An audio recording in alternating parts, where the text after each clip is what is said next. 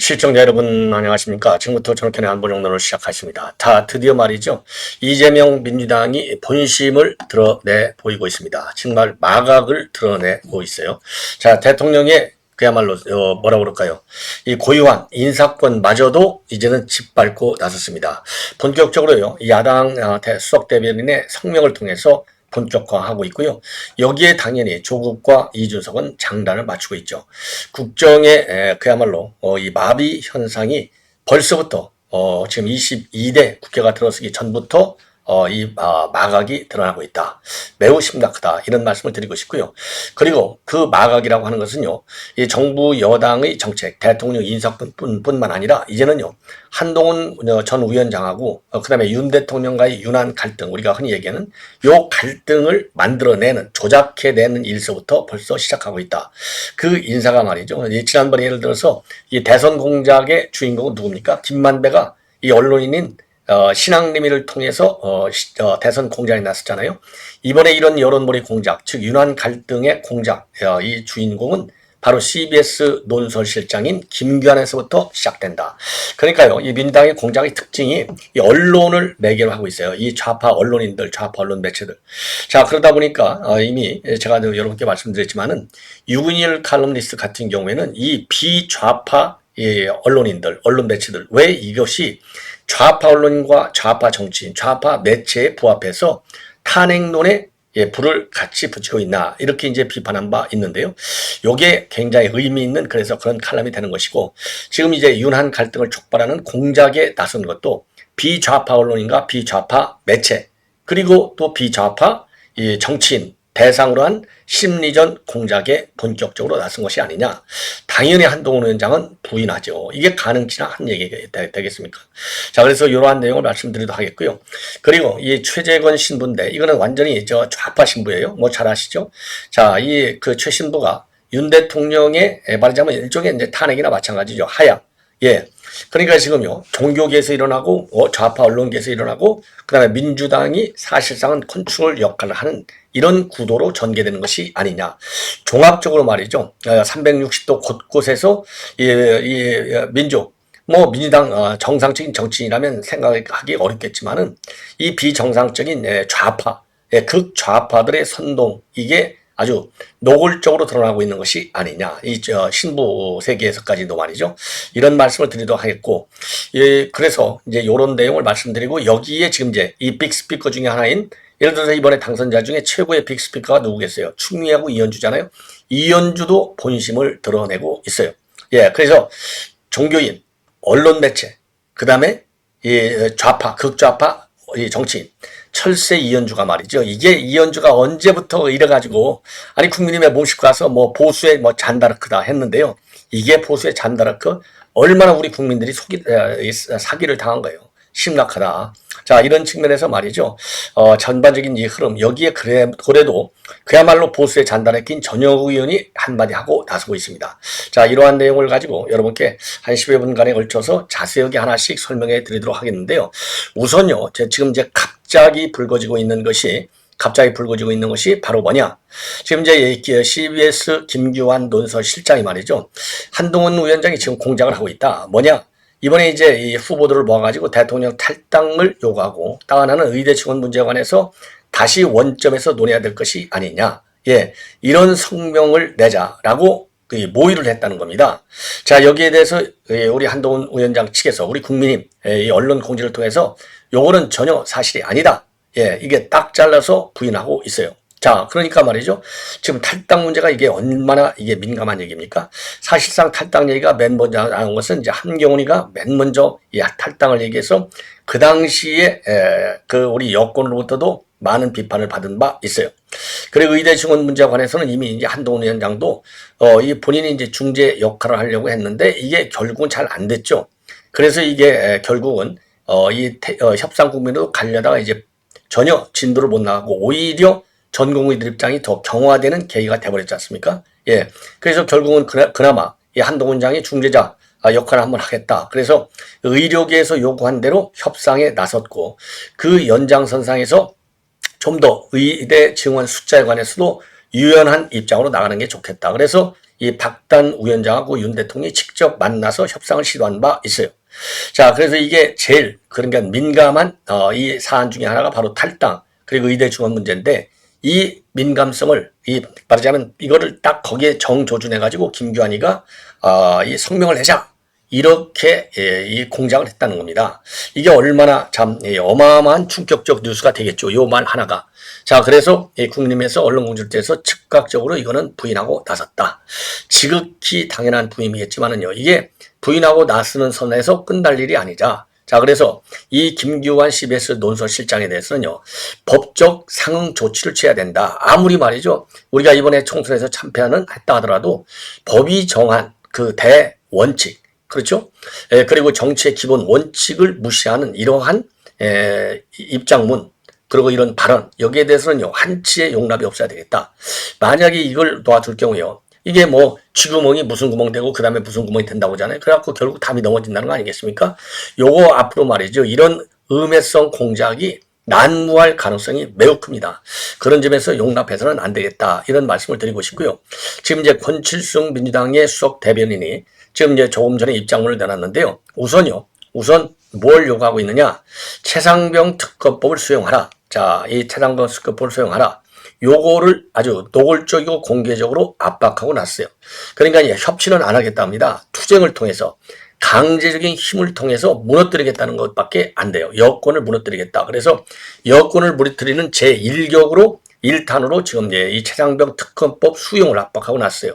이미 여러분께도 제가 분석해 드렸지만은 최상병 특검법을 수용하느냐 마느냐 이게 이제 하나의 리트머스 시험지가 된다. 요거를 맨 먼저 걸고 넘어올 것이다 라고 말씀을 드렸는데 벌써 이게 노골적으로 그 의도를 드러내고 있습니다. 자, 그래서 이번 선거에서 나타난 민심을 받아들여라 이거죠. 윤 대통령이 겸허히 받아들였겠다고 했으면 그 연장성에 진정성이 있다면 특검법을 받으라는 겁니다. 최상병 특검법.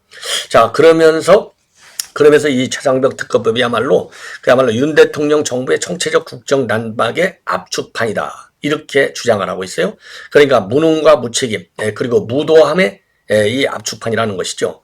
자, 이러면서 지금 이번 총선에서 국민이 윤석열 정권의 환골 탈퇴를 요구했고 그야말로 불신임 이 평가를 받은 거나 마찬가지니까 탄핵에 가까운 불신임 평가를 받았으니 요거를 명심해서 받아들여라는 겁니다. 그래서 윤석열 정부의 반성과 성찰 국정쇄신에 대한 의지는 결국은 특검법과 관련된 윤 정부의 태도에서 나올 것이다. 예, 요렇게 주장하고 있어요. 그러면서 자기네가 일방적으로 국민 대다수가 특검법을 지지하고 있다. 이렇게 지금 주장 단정을 하고 있습니다. 자, 그래서 이 최상병 특검법 처리에 대해서는요. 협력이 아니고 의무의 자세로 임해야 한다라고까지 밀어붙이고 있고요. 만약에 윤 대통령이 여기에 대해서 거부권을 행사한다면 총선 민의를 거부한 것이고 재앙에 가까운 국민적 저항에 직면할 것을 경고한다까지 나와 있어요. 자, 그런데 이게 최상병 특검법은요. 지금 진도가 굉장히 많이 나가 있습니다. 지난 3일날 본회의에 자동 부의가 됐고요. 지금 야권 공조로 인해서 이 패스트 트랙에 지정이 되어 있어요. 예. 자, 그래서 국민의힘에서는요. 그러니까 작년 9월에 발의가 됐거든요. 이게. 자, 그래서 지난 3일날 지난 4월 3일날 본회의에 자동 부의가 됐는데 그 당시 우리 국민의힘에서는 민주당이 특검법을 남발한다. 이런 비판을 했지만 지금 이번에 이제 민주당의 압승으로 끝난 이번 총선 이후에 우리 여권 중진들 사이에서도 이 최상병 특검법은 받아야 된다. 이런 얘기가 지금 나오고 있습니다. 자, 그렇기 때문에 이 최상병 특검법과 관련해서는 말이죠. 지금 여권의 주장대로 우리가 조금도 잘못한 게 없다. 그러면은요, 특검법을 과감하게 받아서 특검을 해보니까 나온 게 없지 않나. 이게 얼마나 정치 공세였냐. 그래서 특검을 해보니까 나온 게 하나도 없고 거기에 따라서는 그러면 너희들이 다 책임을 져라. 예, 책임을 져라. 야권이 책임을 져라. 그래서 특검법이 얼마나 정치적으로 남용이 되고 있고 오용이 되고 있는지를 보여줄 수 있는 또 하나의 중요한 정치적인 이 소재로 우리가 역이용하는 것도 적극적으로 검토할 필요가 있겠다. 왜냐하면요, 이게 속이 경일게요. 이 이종섭 장관 잘못한 게 하나도 없다. 이게 전혀 안 먹히는 거 아니겠어요? 자, 그래서 특검을 통해서 까라 이겁니다. 까보면 나오는 게 없다. 예, 요런 결론이 나올 거 아니겠어요? 정부 여당이 지금까지 논리와 그 팩트가 맞다고 가정한다면 그래서 그걸 받아야 된다. 이렇게 저도 주장하고 싶고, 그리고 만약에 뭔가 걸리는 게 있다. 그러면은요, 지금 이거와 관련해서 지금 야당이 최상병 특검법을 밀어붙이는 이유는 바로 이준석이가 얘기한 것하고도 맥을 같이 해요. 왜? 특검법에 윤 대통령 또는 이준석 장관이 권한을 남용했다. 그래서 만약에 이게 권한 남용한다? 그러면은 윤석열 대통령을 탄핵으로 몰고 갈 수 있는 하나의 법적 단서를 발견하게 되는 겁니다. 그래서 이 최상병 특검법을 끝까지 밀어붙이려고 하는데, 만약에 말이죠, 이거를 윤 대통령이 수용을 안 하고 만약에 거부권을 행사한다. 그러면은요, 제1을 들어갈 거 아니에요? 제1을 들어가면 192석 플러스 알파인데 이미 우리 국민의힘에서 이탈자가 지금 벌써 나와 있어요. 그러면 제1을 요구해봐야 국회에서 이 제의 요구가 부결되지가 않아요. 그대로 제의 요구한 것이 결국은 이제 부결이 되는 것이죠. 그래서 결국은 본래의 특검법이 발효를 할 수밖에 없는 한계 상황에 도달한다. 그렇게 될 경우에는요, 특단의 정말 조치 이외에는 다른 출구가 없어요. 그런 점에서 바로 제가 종종 말씀드리지만 최악의 상황을 가정해 볼 때 이거를 안 받을 수 있는 지금 여건이 되지 않는다. 그런 점에서는 아까도 말씀드린 대로 우리가 아무 잘못이 없다. 특검을 통해서 해가지고 우리가 다시 역공의 소재로 만들어가지고 다수당의 횡포가 바로 이런 것이다. 이런 거를 그야말로 사실대로 보여줄 수 있는 굉장히 중요한 소재일 수도 있다는 것이죠. 그래서 이거는 저는 이런저런 사정, 지금까지 말씀드린, 지금 이 야권의, 거대 야권의 탄생과, 그 다음에 우리 국민의힘의 이탈표, 그리고 이제 정치적인 압박의 분위기, 그리고 국민들의 심판 분위기, 이런 등등을 볼 때 더 이상 이거를 거부할 수 있는 명분도 없고, 실익도 없고, 그리고 여건도 되지 않는다. 삼박자가 맞지 않아요. 이거는 받을 수밖에 없는 국면으로, 대단히 참 유감스럽지만 흘러가고 있다. 이런 말씀 드립니다. 자, 그 다음에는요, 지금 권칠승 대변인의 성명을 통해서 또 하나 주장하고 있는 것 중에 참 어이가 없는 것은 바로 뭐냐? 인사권에 대한 도전이 되겠습니다. 그래서 이미 이동관 전 방통위원장이 나오니까 아직도 정신 못 차리고 있어? 싸우겠다는 거야? 이렇게 시비를 걸었잖아요. 자, 그런데 그거는 이제 익명으로 나온 민주당 내 분위기였고요. 이번에는 권칠승 수석 대변인이 공개 브리핑을 통해서 이번 인사와 관련해서는 민의가 충분히 반영돼야 되겠다. 그리고 지금 이제 비서실장과 국무총리 후보로 언급되는 인물들과 관련해서는 과연 윤 대통령이 민심을 엄중하게 받아들인지 정말 의문스럽다. 더군다나 대통령이 국민 뜻을 겸허히 받들어서 국정을 쇄신하겠다고까지 얘기했는데, 자, 그래서 이 국민들은 말이죠, 윤 대통령의 불통, 폭정, 제동을 걸고 야당과의 대화, 소통을 강력히 주문한 것이 아니냐. 그러면서 말이죠, 원희룡, 김한길, 장제원, 이상민, 권영세 이런 분들이 총리와 비서실장 하마평에 오르는 것을 볼 때 과연 민심을 윤 대통령이 받아들이고 있는지 의문이다. 그래서 이거야말로 돌려막기식 인사, 측근 인사, 보훈 인사고 국민을 이기려는 불통의 폭주다. 이러면서 말이죠, 완전히 지금 반대의 카드를 들이대고 있습니다. 이 얘기는요, 결국은 야권이 좋아하는 인물을 임명하라. 이런 또 다른 형태의 인사권 박탈 시도가 아니냐. 그런 점에서 우려를 금할 수 없다고 저는 판단을 합니다. 자, 이 정도로 이건 하고요. 그 다음에 이제 이현주가 물고기가 말이죠, 물을 만났어요. 근데 이현주는 이게 잘못된 물고기인데, 야, 참 큰일 났습니다. 이거를 견제할 장치가 없어요. 그래서 지금 이현주가 말이죠, 지금 언론에 나와서 하고 있는 것이 이번에 192석을 준 것은 사실상의 정권 교체나 마찬가지다. 의원 내각제로 본다면, 자, 그러면서요, 다음 국회가 시작되기 전에 최소한 윤 대통령이 사과하고 국정기조 전환에 대한 로드맵을 발표하라. 그리고 당연히 내각 총사퇴와 전면 쇄신이 필요하다. 그리고 영수회담과 관련해서는요, 정상적인 사태라면 당연히 이야기해야 되겠지만은 지금까지 한 번도 안 했기 때문에 반신반의 중인데, 정말 국민을 무서워한다면은 영수회담을 하자고 제안을 하게 될 것이다. 이렇게 주장을 하고 있어요. 자, 그러면서 말이죠. 그러니까 이제 하나는 사실상의 정권 교체, 하나는 영수회담. 그리고 또 하나는요, 이번 국회에서 민주당의 이제 이 투쟁 방향과 관련해서 두 가지를 바꿔야 되는데, 그 중에 하나가 바로 뭐냐? 야당으로서 대단한 의석을 준 것이기 때문에 견제를 유능하고 긴밀하게 해라. 이런 명령을 내는 것이다. 그래서요, 여러 특검들, 정치적 쟁점들에 대해서 국민이 여론으로 밀어주고 있다는 점에서 자신감을 갖고 좀 더 강하고 충분히 국회 의정 절차를 활용해야 된다. 이런 그러니까 지금 법이 인정하고 있는 최대한의 권한을 다 활용해라 이겁니다. 한마디로 다수당의 횡포를 마음껏 하라는 겁니다. 법이 허용하는 범위 안에서는.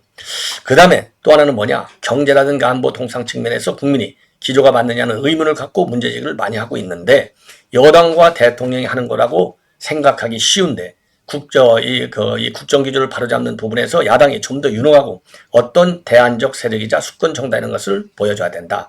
그러니까 하나는 투쟁을 확실히 하고 하나는 정책 능력을 보여줘서 국민들로부터 인정을 받아라. 요렇게 지금 촉구하고 나섰습니다. 자, 이번에는요. 지금 이제 신부 참 이 신부 참 이런 사람이 말이죠. 자, 이 최재철 신부 이런 게 이게 신부이기 전에 과연 이게 사람일 수 있느냐 이런 생각마저 들어요. 자, 그래서 요 내용을 여러분께 말씀을 드리도록 했는데요. 자, 제가 지금 이래서 말이죠. 요 신부가 얘기하고 있는 것이 지금 이 언론 유튜브를 통해서 대대적으로 지금 거론이 되고 있어요. 자, 그래서 요 내용을 여러분께 한번 자세하게 들려드리겠습니다. 아예. 자, 그래서 한번 보시면 여러분들이 참 얼마나 심각한지요. 자, 한번 보여드릴게요.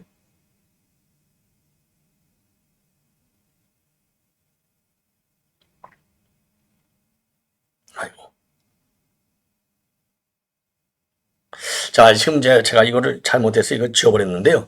자, 이게 바로 그겁니다. 지금 윤석열 대통령을 끌어내려야 되겠다. 바로 요거예요. 예. 바로 끌어내려야 되겠다. 이러한, 입장으로 일관하고 있고, 거기에 대해서, 이 신도들이 말이죠.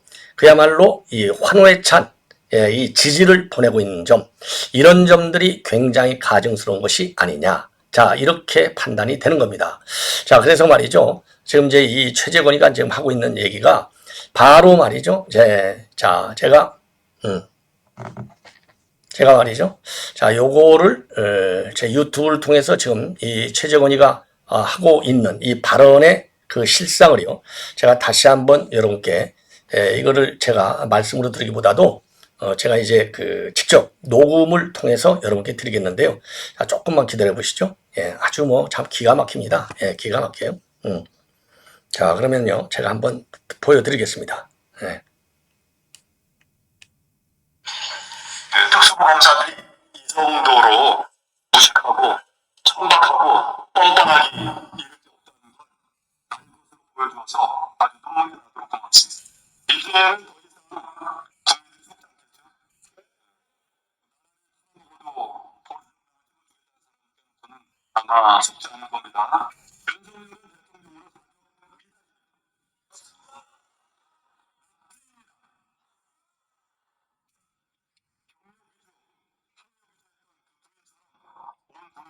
온 국민을 속이고 가장 당선된 사람입니다. 그래서 이 사중에 모두 한 마음으로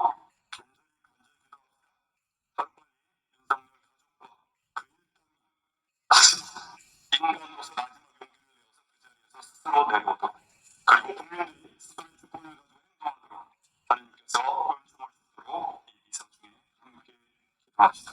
윤석열이 고맙습니다. 특수보험사들이 이 정도로 무식하고 천박하고 뻔뻔하기 이를 데 없다는 걸 보여줘서 아주 눈물이 나도록 고맙습니다. 이제는 더 이상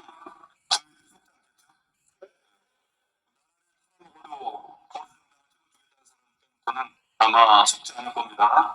윤석열은 대통령으로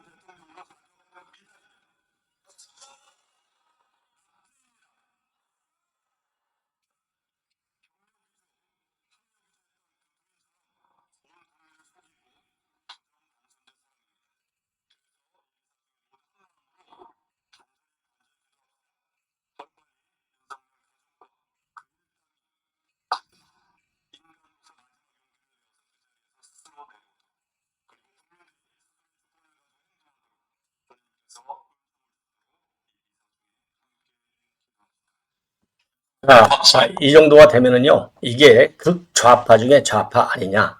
자, 그래서 이 사람은 말이죠. 여러분들 아시는 분은 아시겠지만은, 그동안에도 말이죠. 최재철 대건 안드레아 신부인데요. 자, 그동안에 2018년도에서부터 2023년도 6월까지는 수원교구 성남동 성당 주임 신부를 했어요. 그리고 지금 2023년도 6월 20일부터는 지금 안상 선바르크 본당의 주임 신부를 하고 있는 좌파입니다. 자, 그래서 이석기 석방을 강력히 외친 바 있고요. 예, 그리고 탄저균 실험 규탄을 하는 1인 시위도 한 바 있어요.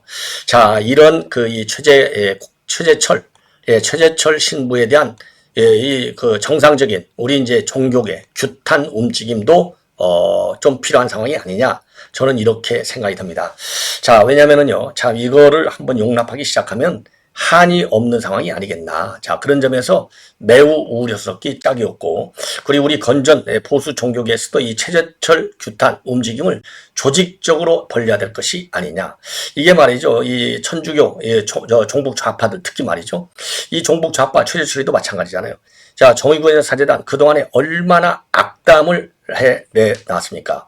자, 그래서 요거는 절대로 용납해서는 아니 되옵니다. 라고 제가 강력히 주장을 하고 싶습니다. 그래서 우리 우파, 이 대응, 그러니까 우리 이제, 이 교계 인물들. 자, 이게 최재철이에요. 야, 이게 바로 이제 평택 평화 시민행동. 이걸 할 때의 모습이 되겠고요.